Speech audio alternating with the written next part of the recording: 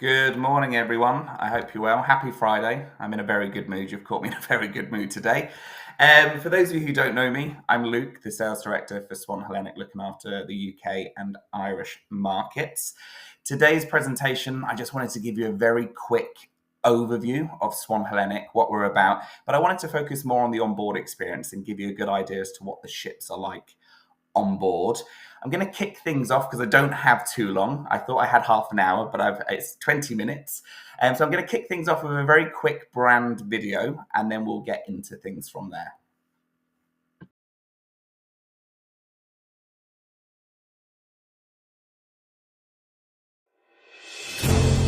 Culture is a matter of connection with places, people, and unexpected companions.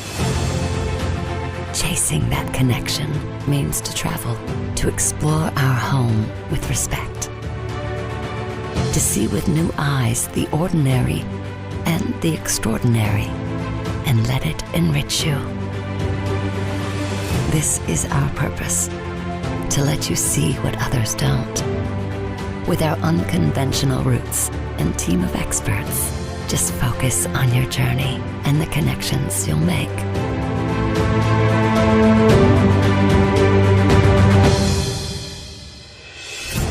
Get on board. Get spoiled. Get ready for adventure. Because traveling is not about reaching a destination. It's about becoming one with it. Swan Hellenic. Beyond ordinary.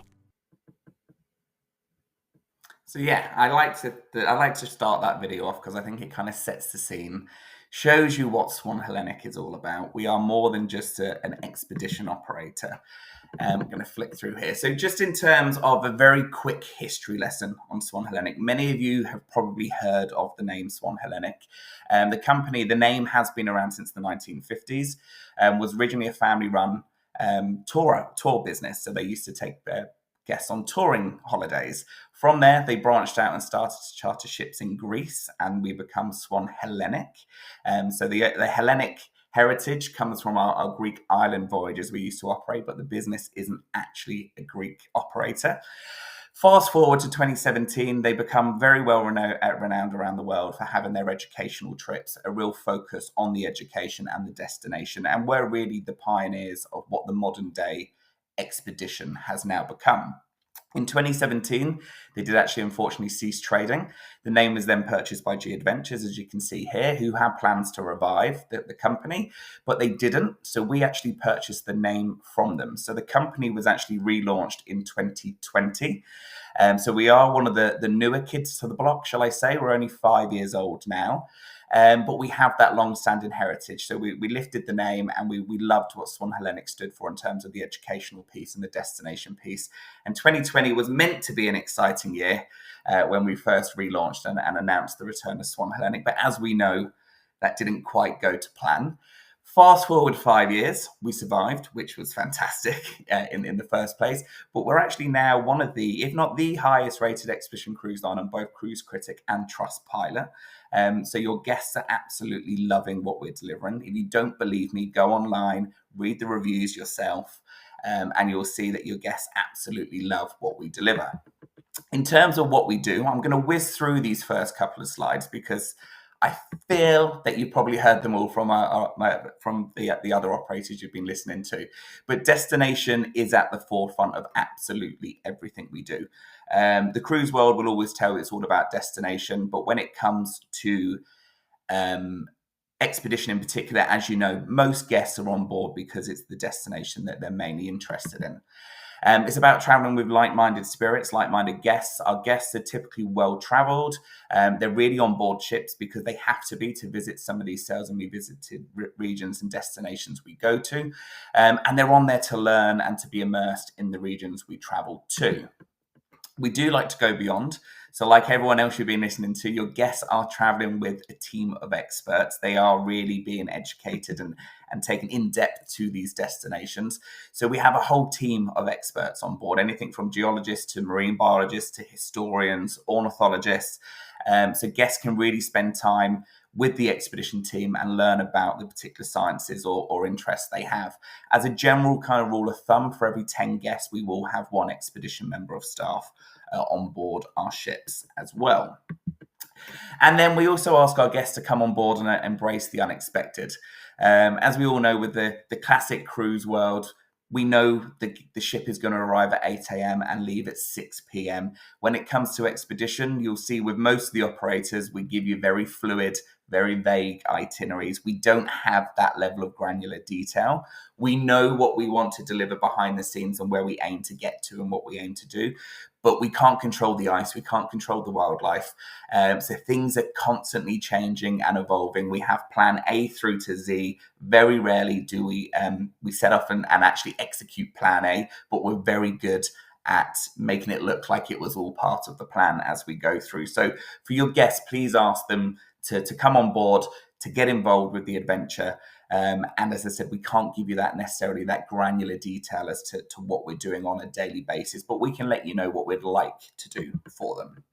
In terms of the expedition activities, really depends on where we are in the world, but we are the infrastructure. The big ships arrive at a port, they have all the infrastructure there waiting for them. We have to bring this with us. So we have a fleet of kayaks on board. The Zodiacs are the workhorse of every expedition. So pretty much 95% of all landings will be done via Zodiac. So guests will come and go by the rubber boats. These are the best part of being on an expedition, if you ask me. Being at water's level, the wildlife opportunities are far superior when you're in the water on a Zodiac. In the warm water, we offer the snorkeling. We also have the snowshoeing opportunities, plenty of hiking opportunities. So as you can see, and as you've probably learned from the other operators, these are quite active holidays. Now, they can be as active or as chilled as you want them to be, but predominantly we are getting you off the ship quite often. It's not a flop and drop trip. In terms of sustainability, we operate 3 of the newest expedition ships in the industry. I'm not going to go on for too long about this. We have a whole section on our website. I can also share more information if needed. But our ships go above and beyond the industry standards. So for those guests who are worried about their environmental impact, reach out to us, or as I said, pop onto the website. But the ships are 3 of the cleanest ships out there, which brings me on nicely to the ships. We operate 3 vessels. SH Minerva and SH Vega are identical sister ships, both carrying just 152 guests. These are 2 of 4. So in the industry, there's 4 PC5 rated ships. We operate 2 of them. So when I say 2 of the most capable ships in the industry when it comes to polar exploration, I'm being very serious. We then also have SH Diana, slightly larger, carrying 192, and she's a PC6 rated ship. So all 3 of our vessels are geared up for polar exploration. But what you'll see as we go through it towards the end of the presentation, we do a lot more than just the poles. Now, I wanted to take more time, hopefully I've got a little bit more time, to go through the ships with you. Now, many of you probably sold Swan Hellenic, the previous Swan Hellenic, and might have some misconceptions as to what we're about. But we are a premium luxury operator. So for those guests who want that true adventure, as I said, we've got some of the most capable ships, but they don't want to compromise on their comforts and their luxuries. All guests still like a little bit of pampering. So I like to kind of position ourselves as that premium luxury. We kind of bridge the gap between the die-hard expedition cruise lines and the ultra luxury gang. So for those guests who kind of want the best of both worlds, the capable ships, but they still want the luxury. So in terms of accommodation on board, I can't go through all of them with you. I just wanted to show you a couple. We have our balcony staterooms on board, which are absolutely beautiful. I would go as far as to say some of the most comfortable staterooms you'll find on an expedition ship.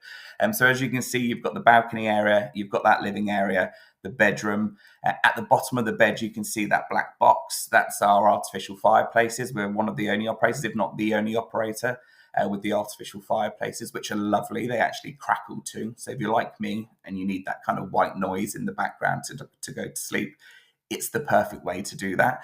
Lovely in the poles, I have to say, a little bit bizarre when you're in the Seychelles and places like that, but it still creates a lovely ambient feeling on board. And then I also wanted to show you the ocean view staterooms. I think when people talk about lead-in ocean view expedition, it conjures up these images of these tiny little cabins with tiny little portholes. But with us, you'll see that we've got the two beautiful big porthole windows. Again, that lounge area, bedroom area. All the bathrooms come with full walk-in rainforest showers of a very good size, plenty of hanging space. In the staterooms as well, you have the interactive smart TVs. So there's hundreds of movies to choose from. It's like being on a long-haul flight, and documentaries, complimentary minibar, tea and coffee making facilities. You have everything you expect to find in a luxury hotel. When it comes to food, I think food will make or break a holiday. Doesn't matter whether you're on board a ship or a land-based holiday.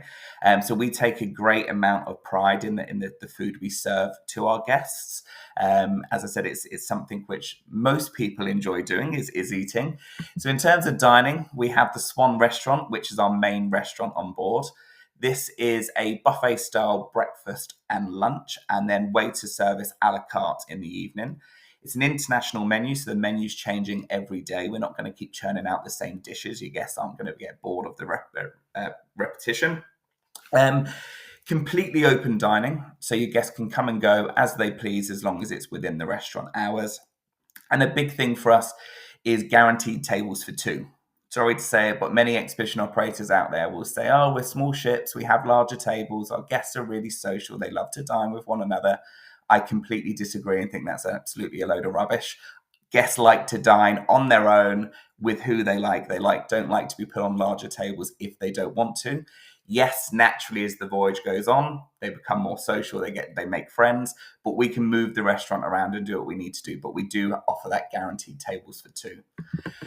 We then have the club lounge, which is up on the top deck. So this is open for early risers breakfast. This is a buffet-style lunch, and the theme for lunch changes every day. Very popular at lunch, more popular than the Swan restaurant at lunch, purely because you have direct access to the outdoor space.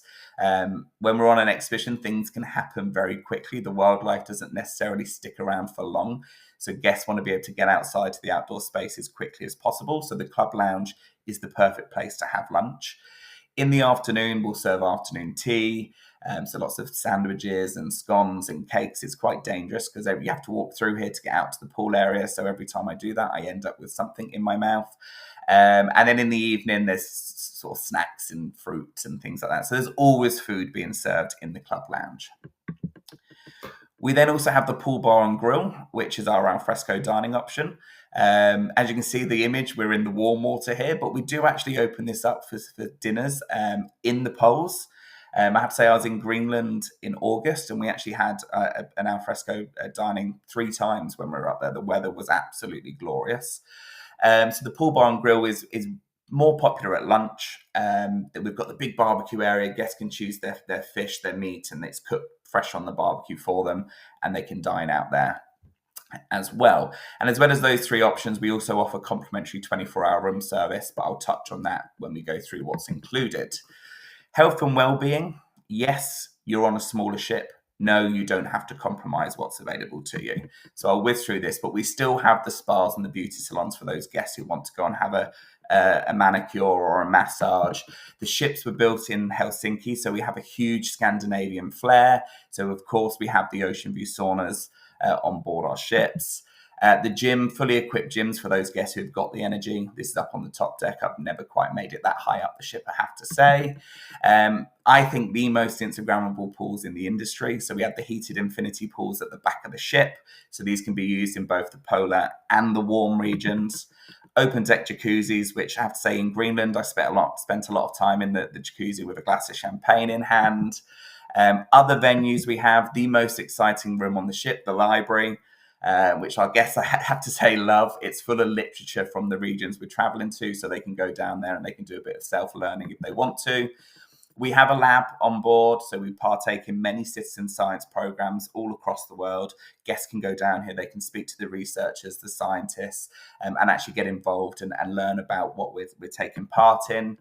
Base camp is our mudroom, so this is where everybody has their locker space to store their expedition parkas or their snorkel gear. From base camp, we have 2 great big doors which open up on the side of the ship. The Zodiacs come alongside and guests can disembark straight into their expedition. Swan's Nest is our wildlife viewing platform down in the bow of the ship at the very front of the ship. So you can have your Jack and Rose moment down here if you really wanted to, but obviously we're not afraid of the ice. Stargazing deck, plenty of outdoor space. Expedition, you need to be able to get outside. So I'm just speeding up a little bit because I've not got too much long left.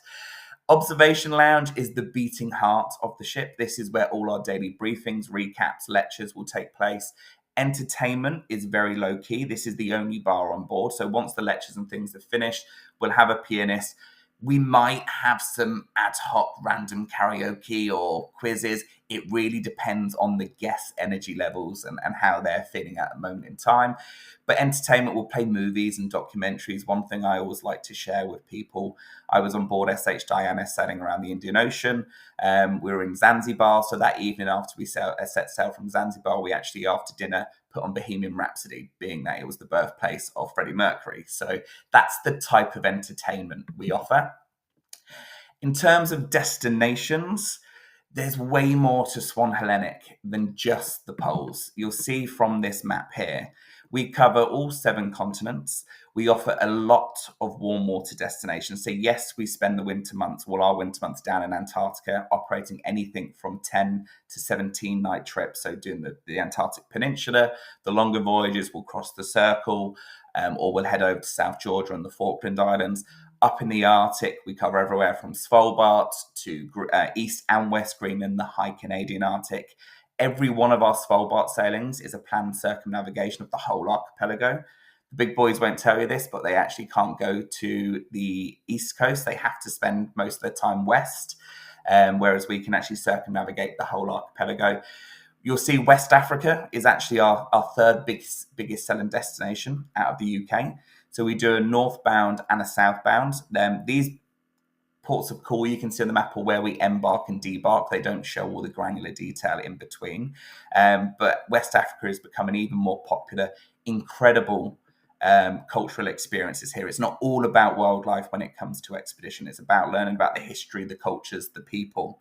South America, you'll see that we do both the east and west coast of South America, including the Amazon River. And our newest destination, and one we're really excited about, is Asia Pacific. Huge region, so spanning really from New Zealand right the way up to Japan. But we have introduced our first New Zealand sailings, voyages around Papua New Guinea, Indonesia, including Raja Ampat. So some incredible opportunity to swim with whale shark there, Philippines, Japan. So as I said, it's not all about the poles. We're really, the poles kind of look after themselves. I still want your polar business, guys. But one thing I'm going to be focusing on in 2026 is the warm water and putting some of these lesser known expedition destinations on the map. And then finally, I just want to finish on what's included. We try to make life as easy as possible for you at Swan Hellenic. So our voyages are categorized as cruise plus or cruise only. Cruise only makes up a very small part of our offering. These are destinations where it's very easy to just arrive, get on the ship, and away you go. We don't actually sell international air, so most of your business will have to go through a tour operator if you don't have your own atoll. But we do have 95% of our voyages are made up of Cruise Plus. So on this, everything's taken care of by Swan Hellenic. We tell you that your guests need to arrive at X airport on what date. From there, we'll pick them up, we'll take them to our pre-cruise hotel, which will be of a 4 or 5 star standard on a bed and breakfast basis.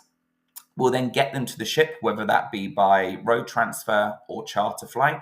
Charter flights for Svalbard, we charter out of Copenhagen, the best city in Scandinavia. In my opinion, don't want to upset anyone if anyone's from any of the other Scandinavian cities. For Greenland, we charter out of Reykjavik.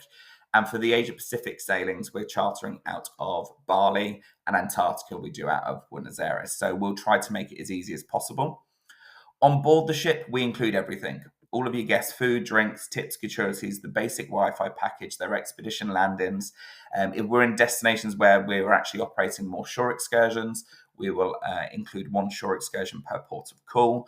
They have the 24-hour self-service laundry. We provide the expedition gear from the backpacks, the water shoes, the snorkel gear, the parkers, The rubber boots are on board, so your guests don't have to worry about that additional weight.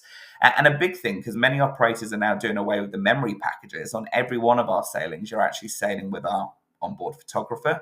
At the end of the voyage, you'll be sent a link where you can download all of their pictures. We'll create a voyage video. So you don't have to worry about taking pictures on these trips. You can enjoy the moment and let the professional take the pictures for you. I'm quite often, for those of you, if any of you follow me on social, quite a few of my pictures are posted aren't actually mine, but I was there. But we'll let the photographer actually take the best pictures there. But that is it from me. I'm going to quickly flash up my contact details. If any of you have any questions, when I genuinely mean I'm around 24 hours a day, 7 days a week if you're making bookings.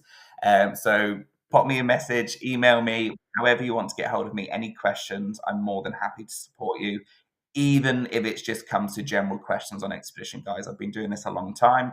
If I don't know the answer, I have access to people who do know the answers. So please just reach out and let me know. But I'll stop there. So thank you very much.